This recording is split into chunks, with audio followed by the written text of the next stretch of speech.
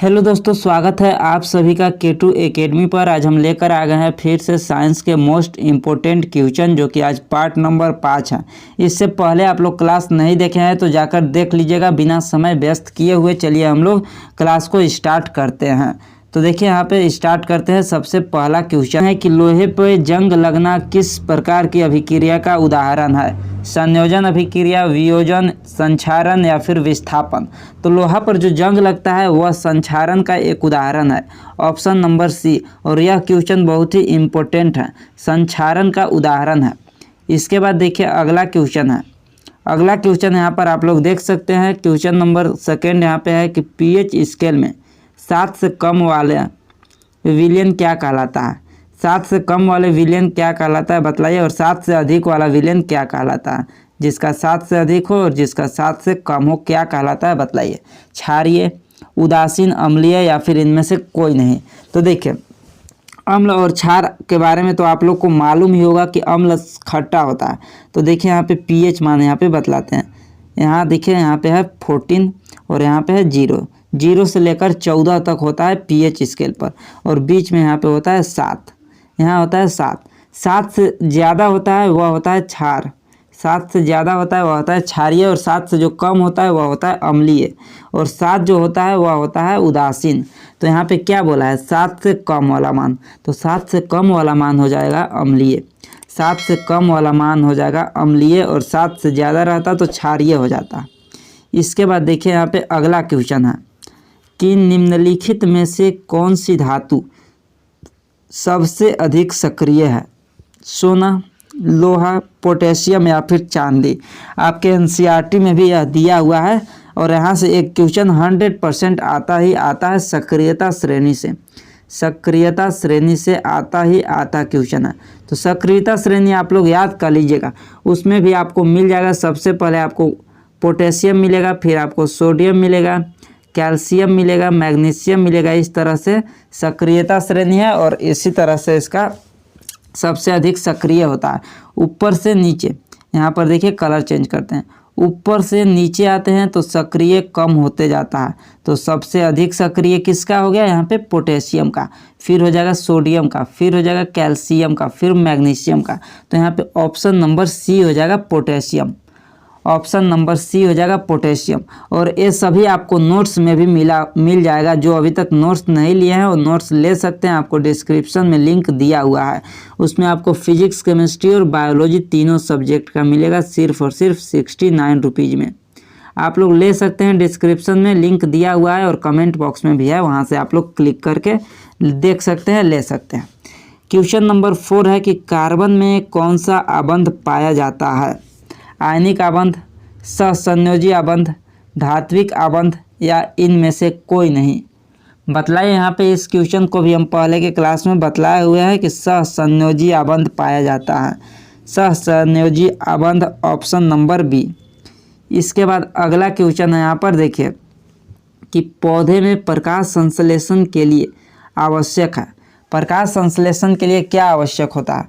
Carbon dioxide यानी कि CO2, जल, सूर्य के प्रकाश या उपरोक्त सभी।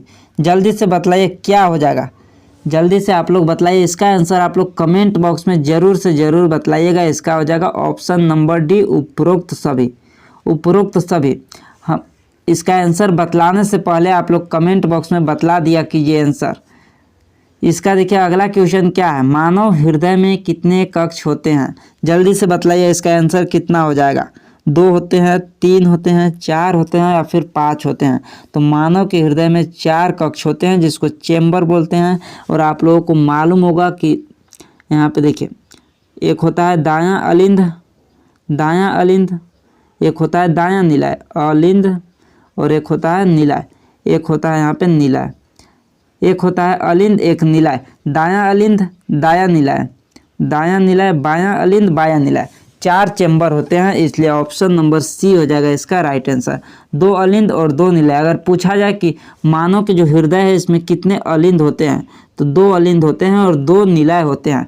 अगर एक दायां अलिंद, एक बायां अलिंद, एक दायां निलय, एक बायां निलय। यहाँ तक क्लियर है सभी का? यहाँ तक तो क्लियर ही होगा। चलिए इसके बाद अगला क्वेश्चन है कि तंत्रिका तंत्र की इकाई है। तंत्रिका तंत्र की इकाई क्या है? कोशिका, ऊतक, न्यूरॉन या फिर अंग? बतलाइए जल्दी से क्या हो जाएगा। बिल्कुल सही आप लोग यहाँ पर बतला रहे हैं। ऑप्शन सी यहाँ पे सी आ रहा है सभी लोगों का, बिल्कुल सही। यहाँ पे इसका राइट आंसर हो जाएगा ऑप्शन सी, न्यूरॉन हो जाएगा इसका राइट आंसर। अगला क्वेश्चन है यहाँ पर देखिए कि पुष्पी पौधे में लैंगिक जनन होता है, किसके द्वारा होता है? पुष्पी पौधे में लैंगिक जनन जड़ द्वारा, तनों द्वारा, पुष्पों द्वारा या फिर पतियों द्वारा? जल्दी से यहाँ पर बतलाइए। मालूम आप लोगों को जरूर होगा पुंकेसर और स्त्री केसर। पुंकेसर, स्त्री केसर, ये तो आप लोगों को मालूम ही होगा। स्त्री केसर तो यहाँ पे बतलाइए किस में ऐसा भी होता है? तो पुष्प में होता है और पुष्प द्वारा ही लैंगिक प्रजनन होता है पुष्पी पादपों में, पुष्प द्वारा यानी कि फूलों द्वारा होता है। अगला क्वेश्चन है यहाँ पर देखिए, क्वेश्चन नंबर 9 है कि प्रकाश के परावर्तन के कितने नियम है और प्रकाश के अपवर्तन के कितने नियम है? बतलाइए। प्रकाश के परावर्तन और प्रकाश के अपवर्तन दोनों के दो नियम है। ऑप्शन नंबर बी, 2 नियम है। इसके बाद देखिए यहाँ पे अगला क्वेश्चन है कि मानव नेत्र में लेंस होता है, उत्तल लेंस, अवतल लेंस, आगे यहाँ पे है समतल लेंस या फिर इनमें से कोई नहीं? बतलाइए। तो इसका राइट आंसर जो हो जाएगा वो उत्तल लेंस। ऑप्शन नंबर ए, मानव नेत्र में होता है उत्तल लेंस, उत्तल लेंस होता है। इसके बाद देखिए यहाँ पे अगला क्वेश्चन है कि विद्युत धारा का एसआई मात्रक है। मोस्ट इम्पोर्टेंट क्वेश्चन, बतलाइए क्या हो जाएगा? विद्युत धारा का एसआई मात्रक, वोल्ट, ओम, एम्पियर या फिर वाट? धारा का एसआई मात्रक यहाँ पे क्या हो जाएगा? बतलाइए यहाँ पे क्या हो जाएगा। बिल्कुल यहाँ पर सही, एम्पियर हो जाएगा। धारा को आई से सूचित करते हैं, आई से धारा को सूचित करते हैं और इसका जो मात्रक हो जाएगा एम्पियर हो जाएगा। एम्पियर को ए से सूचित करते हैं। यहाँ तक क्लियर है सभी लोगों का? यहाँ पे देखिए ऑप्शन सी, एम्पियर दिया हुआ है, एम्पियर यहाँ पे दिया हुआ है। यहाँ तक सभी लोगों का क्लियर है तो जल्दी से बतलाइए। यहाँ तक क्लियर है सभी लोगों का? बिल्कुल क्लियर है। इसके बाद देखें यहाँ पे अगला क्वेश्चन है कि विद्युत मोटर का सिद्धांत आधारित है, किस पर आधारित है? विद्युत चुंबकीय प्रेरण पर, ओम का नियम पर, फैराडे का नियम पर या इनमें से कोई नहीं? किस पर आधारित है? और आप लोगों को क्लास के बाद बहुत सारे कमेंट आते हैं कि कैसे लेना है नोट्स, तो एक बार फिर से बतलाते हैं। आपको डिस्क्रिप्शन बॉक्स में और कमेंट बॉक्स में लिंक दिया हुआ है, वहां से आप लोग डायरेक्ट जाकर वहां से ले सकते हैं। 69 रुपीज़ है, जिसमें आपको फिजिक्स, केमिस्ट्री और बायोलॉजी मिलने वाला है। चलिए इसका जो राइट आंसर हो जाएगा वो ऑप्शन नंबर ए हो जाएगा, विद्युत चुंबकीय प्रेरण। इसके बाद देखिए अगला क्वेश्चन है, अगला क्वेश्चन है क्वेश्चन नंबर 13 कि निम्नलिखित में से कौन सा नवीकरणीय ऊर्जा स्रोत है? नवीकरणीय ऊर्जा स्रोत कौन है? कोयला, पेट्रोलियम, सौर ऊर्जा, प्राकृतिक ऊर्जा? कौन है यहाँ पे नवीकरणीय? जल्दी से बतलाइए क्या हो जाएगा। इसका जो राइट आंसर है वो सौर ऊर्जा हो जाएगा। Option number C, option number C हो जाएगा। इसके बाद देखिए यहाँ पे अगला क्वेश्चन है, अगला क्वेश्चन यहाँ पर क्या है कि ओजोन परत का क्षरण मुख्य रूप से किसके कारण होता है? कार्बन डाइऑक्साइड, क्लोरोफ्लोरोकार्बन यानी CFC, मीथेन, नाइट्रोजन? किसके कारण होता है ओजोन परत का क्षरण यानी कि हानि किसके कारण होता है ओजोन परत का? बतलाइए जल्दी से, यह अभी इम्पोर्टेंट क्वेश्चन है। बिल्कुल यहाँ पर सही है, CFC, क्लोरोफ्लोरोकार्बन। क्लोरोफ्लोरोकार्बन जो है ये सभी फ्रिज में से निकलता है। CFC गैस जो है वो फ्रिज से निकलता है। इसके बाद अगला क्वेश्चन है यहाँ पर देखिए क्या है यहाँ पे अगला क्वेश्चन कि निम्नलिखित में कौन मानव नेत्र में पाया जाता है? कॉर्निया, रेटिना, इसके बाद यहाँ पे नीचे ऑप्शन दिया हुआ है पुतली या उपरोक्त सभी। तो कॉर्निया भी होता है, कॉर्निया भी होता है, पुतली भी होता है और एक क्या था यहाँ पे रेटिना भी होता है, इसलिए उपरोक्त सभी हो जाएगा इसका राइट आंसर, उपरोक्त सभी। इसके बाद देखिए यहाँ पे अगला क्वेश्चन है कि निम्न में से कौन विद्युत का सुचालक है? विद्युत का सुचालक कौन है और कुचालक कौन है, ये सभी तो आप लोगों को मालूम होना चाहिए। सुचालक जो होता है जिसमें विद्युत का प्रवाह होता है और कुचालक जो होता है जिसमें विद्युत का प्रवाह नहीं होता है। तो यहाँ पे बतलाइए निम्न में कौन विद्युत का सुचालक है। विद्युत का सुचालक कौन है, लकड़ी, प्लास्टिक, ग्रेफाइट या रबर। तो इसमें से किस में विद्युत का धारा प्रवाहित होता है, धारा प्रवाहित होता है तो ग्रेफाइट में हो जाएगा, ग्रेफाइट में। और एक और इस तरह से क्वेश्चन आता है कि वह कौन सा अधातु है जिसमें विद्युत का प्रवाह होता है, तो वह ग्रेफाइट ही हो जाएगा, यह अधातु है, ग्रेफाइट हो जाएगा। इसके बाद अगला क्वेश्चन है, यहाँ पर देखिए कि विद्युत प्रतिरोध का एसआई मात्रक है। प्रतिरोध का एसआई मात्रक क्या है, इसको आर से दर्शाते हैं, एम्पियर, वॉट, ओम, वोल्ट यहाँ पे है ऑप्शन बी वोल्ट, ओम या फिर वाट।